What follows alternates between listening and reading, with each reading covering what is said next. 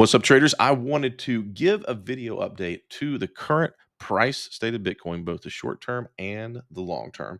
And this is a follow up to a post I made on TradingView earlier this week when Bitcoin hit a real key level. And in this post, I laid out each of the reasons for the level. There's basically three confluences that are coming together at the 69K level. But, I don't want to be too bearish. So I'm also going to go into my long-term prediction. I don't mean out to 2025. I mean out to 2030 and beyond, because we can kind of start to make guesses a little more conservative than you may see on social media, but I think more realistic guesses as to what Bitcoin's future is going to hold. So let's talk about the current price action right now. I don't need to tell you guys that we're in a bit of gobbledygook consolidation that's been going back for several months now, all the way back in March. So we're in October now. That's 7 months. And so we had a new all-time high back in March this year, 2024, March 14th. But the problem was it didn't really give us a conclusive break of the past all-time high back in 2021. And here's where we sit now. When something comes up to a major all-time high, you really want that weekly or monthly bar to bust through it and close solidly above. You got that in the first month of March, but that's not what you want to see. And then every subsequent month has tried to get back up there and failed. And this month, October, has been no different. And so that really creates one of the key levels that price hit over last weekend, about Sunday, October the 20th. And that ends up being one of the key components to this current stopping point in Bitcoin's price action. And it's just an objective level. Okay. And that when I try to trade, I want to see objective levels to trade off of. I don't want to wonder, did I draw it right? Is everyone else looking at it? And these objective levels, you can see not only did it hold over the last week or so, but back in July, this was also the level that it held. It also launched a bearish trend from it here. And so the market knows this level is there. And so it becomes a trading opportunity. Now, I know that trading technical analysis often gets the bad rap of astrology for men. Well, frankly, for some people it is. But my view of technical analysis is it's not trying to predict the future, it's trying to find opportunities. And when you have an objective level, you end up with an opportunity. Let's talk about something a little less subjective. So the second component is the expanding wedge, or the expanding triangle, or the inverted flag, or whatever you want to call this pattern. Okay, and this is my least favorite way of doing charts. I don't trade off of this, but I'm aware that these are things that people draw and go off of. The reason I don't like it is exactly what you saw when I was trying to draw it. Do we draw the line from here? Well, it's already violated. Do we draw the line from here? Okay, that works, but what about this one? And you see now, oh, do we need to redraw it now? See, there you go into the realm of the arbitrary. And I don't like it. I don't trade on these things. Now, and there's books that can be written and sold for a profit that talk about all these patterns and what they mean. That's fun, I guess. But I'm trying to make money in the real time trading. But I have to give it credit and be aware that this is a self fulfilling prophecy that people are looking at, that this could actually be something that they trade off of. And so, again, right there, you have it's almost like a crossing that you had of the past all time high with the top of that trend line that happened 2 weeks ago. And voila, finally. And this is something I call a cheat code for markets: volume profile. And I got asked this week on social media what I use for that. I like to go into the TradingView tool and use fixed range volume profile. There are some indicators you can draw, but that one just works best for me. And here we can get the various volume profile levels. This is where price and volume came together in the past. And we're going to look at this entire consolidation pattern right here. We can probably look at the consolidation pattern itself instead of that prior trend. But these nodes, as we'll call them, of course, we have the point of control, which is the red line right here. That's the thickest part. That's where most of it happened. And then we have these mountains, these little hilltops right here that represent various volume profile levels. And so what really sticks out And what's really kind of the last significant one is this one right here at 69,300. Okay. And once again, that becomes the third component where price stalled out and held. So you had three major levels that came together and price hit them and held. And now this week, we've been sitting out here. Like I said, I've been talking my book, being open and honest. I am still short all the way back from April using the inverse ETF, BITI. I'm not short Bitcoin, but I do have some futures positions on expiring in November that I put on at the beginning of this week, actually, and kind of sat here, took a little bit of profit in this leg down, and now we'll see what happens. We'll see what happens. But that's where I'm positioned short. But that doesn't mean that I'm perma bearish. So let's talk about the upside of Bitcoin. And this is a chart that I drew up and I've had drawn for quite a while. I reference back to it, but this is a logarithmic chart of Bitcoin.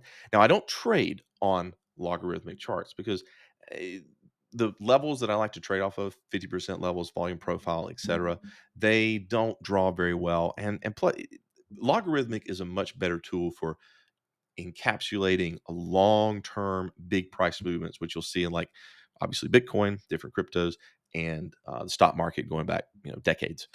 But it's very useful for Bitcoin. And what we can kind of notice about the logarithmic chart, we don't even need to use a logarithmic chart.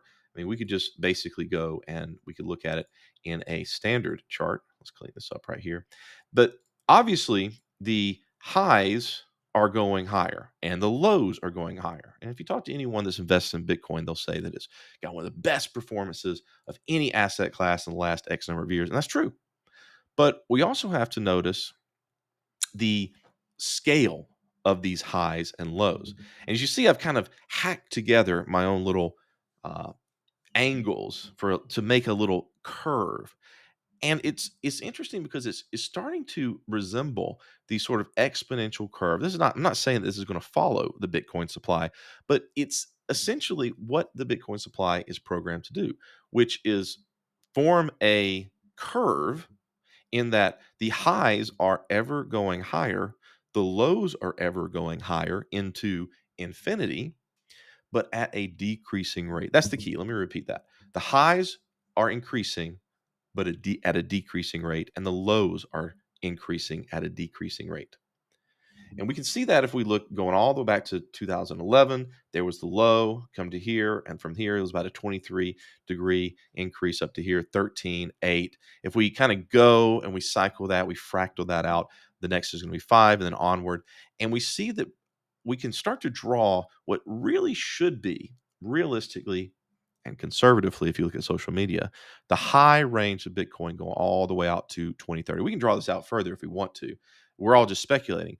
But what does that really tell us? And those, where are we looking at this? What am I going to use here? Let's do can you do a price label? So let's look at January of 2026, okay? Because we're almost into 2025 right now.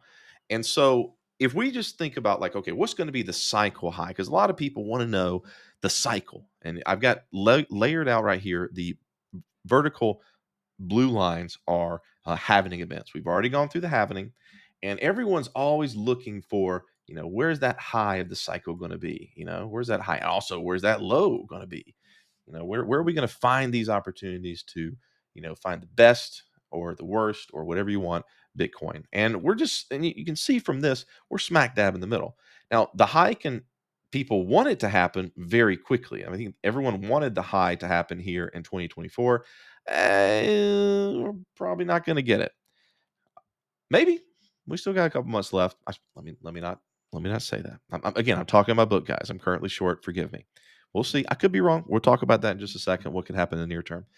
But it could also happen later in the cycle. It could happen in 2026, and that level is probably going to be somewhere around 160, 170, 180, depending on when it happens. Likewise, what can be the low? What's the point where I want to buy Bitcoin? For real. I'm not going to buy it if it gets low. Well, that's going to be somewhere let's say around that same time, if that happens, about in the 30s. So anywhere, so if just think about it this way. If you're looking at is Bitcoin an investment for you right now, your spread, your potential reward and risk, realistically, based on past price action, if we look at it objectively, like what the highs and lows are doing over the past decade plus, you're looking at between 31 and 174. Now that's a good return. And yeah, from here at about 69, you're looking at a little bit like about 55 to maybe 60% drawdown. That's not so good. But do we need to buy it now? Well, that's for you to decide. But I mean, you're basically looking at a 2.5 to 1 reward versus a 60% drawdown. We're just right in the middle. We're just right in the middle. And so let's go back to price here and kind of finish this up. So just to kind of recap, this is my long-term prediction. And it's going to be, and you're not going to see anybody like, share, and subscribe to this, I think, on social media, because if I said that Bitcoin is going to be 13 million, everyone would share it, but it's not. I mean, come on, come on. I mean, yes, it can, but that's what people are going to share. But this, as a trader, as me trying to make a position, an educated risk assessment, this is what I'm looking at. This is the spread between now and 2026, either between 174 and 31. And we'll keep this updated on my live streams as we go forward. I'm going to keep doing these things. But in the near term, as I said, I'm positioned for this level, this resistance to hold. And what does that mean, though? So, in my experience, in my decade plus of trading, the one thing that I think happens most often when you come up to a all-time high such as this is you're going to, well, we have two all-time highs. We have the past all-time high, which we held, which is now a resistance. It's obviously showing us that it is. And then you have the all-time high, which is back in March. Okay. So if you get a good solid daily, weekly close up above this resistance right here, you can almost guarantee. In other words, I'm going to take a trade long up to 74. This just happens. It's almost like there's a magnetic force that's going to draw price up to that all-time high, because no one's going to short it in here after this last level of resistance has been broken. You're not going to find anybody trying to pick this out. Maybe they try. No, they're not going to. So it's really good bullish trading from about 69.5 up to 74. That you can take to the bank. Then, though, you can leave some on. You can leave some on for the breakout. But you're going to have a couple of things that could possibly happen. It can shoot up, or it can come back and retest this level to confirm it and go up. Or my favorite setup, it can go up, but then within the week or month, close back inside of it, and that is a false breakout. That is a bearish sign. And so there's a whole slew of things. There's basically about three different things that can happen. Straight up, come back, retest, and go, or come up and do a false breakout. So there's three possibilities that can happen here. But this right here, this is a high probability event. Or we can go down. And it could just be a very slow process. My target is and has always been, since the failure to break the all-time high, it has been the ETF launch level, basically around 43K. Still remains my target. And that is because, as I said at the beginning of this video, the market loves to punish absolute certainty. And over this year, there has been nothing but absolute certainty that the ETF was going to raise Bitcoin to six figures, raise Bitcoin to a million.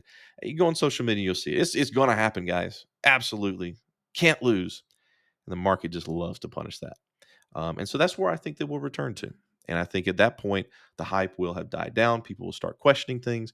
And then a market can actually rise on skepticism, as they typically do. So once all the hopium has been dashed and it enters a realm of skepticism once more, that's a good value. That's a good value to buy any asset. And so that's what I'm waiting for.